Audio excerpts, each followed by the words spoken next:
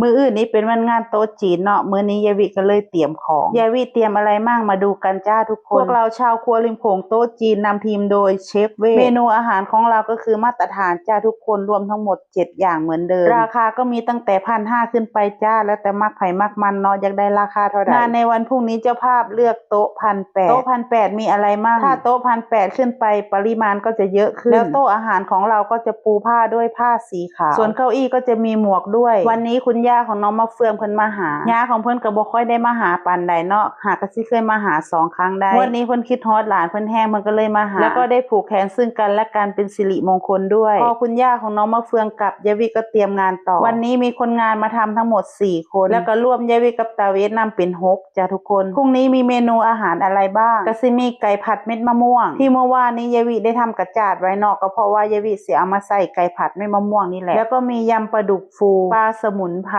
ต้มยำทะเลน้ำข้นขาดไม่ได้เลยก็คือเมนูฮิตขาหมูน้ำแดงจ้าขาหมูนี่สิมีทุกงานเอาโลดเนาะถ้าแม่นงานใดบ่มีขาหมูนี่ก็คือสิบ่แม่นงานละเวลามาเลือกกับข้าวนี่ให้เพิ่นเลือกนี่เพิ่นสิเลือกขาหมูซะก่อนเลยอันดับแรกอันที่เห็นตาเวทซอยนี่ก็คือหัวหมูวันนี้พี่ชายที่เป็นนายกเพิ่นแก้บนหัวหมูจ้าเพิ่นก็เลยเอาหัวหมูมาให้อิตาเวทก็เลยเอาไปตุ๋นกับขาหมูตุ๋นออกมาแล้วก็เป็นตะแซ่บเนาะพี่น้องพุ่นน่ะเป็นตะย่ำกึดๆดีแท้อิตาเวทแล้วเอามาตุ๋นไว้แกมตำมะหุ่งตอนเที่ยงเมนูพักเบรกเที่ยงของเราวันนี้ก็คือตำมะหุ่งจ้ามีตำมะหุ่งแล้วก็มีหัวหมูตุ๋นแล้วก็มีส้มผักกาดเขียวปีจ้ะทุกคนแล้วก็มีมะขามกวนด้วยอิตาเวทละปิ้งปลาดุกตัวบักใหญ่พี่โดกับน้องมะเฟืองก็เข้ามาถามว่าทำอะไรคะเอาปลาดุกมาย่างทำไมวะซะปลาดุกของเราก็จะทำเมนูยำปลาดุกฟูคำสิเว้าถึงยำปลาดุกฟูนี่ก็บ่ค่อยได้เอ็ดปานใดเจ้าพาเพิ่นบ่เลือกส่วนมากเพิ่นสิเลือกยำรวมมิตรมากกว่ายำนี้มักม่วงหลายเนาะเอ็ดยำปลาดุกฟูก็ดีคือกันทอดปลาดุกฟูๆแล้วก็ราดด้วยน้ำจิ้มมะม่วงหั่นพริกโรยนิดนึงเวลากินตักเข้าปากเปรี้ยวจี๊ดเลยจ้าทุกคนแต่ว่ามีความกรอบแล้วก็อร่อยด้วยปลาดุกของเราวันนี้ก็มีแต่ตัว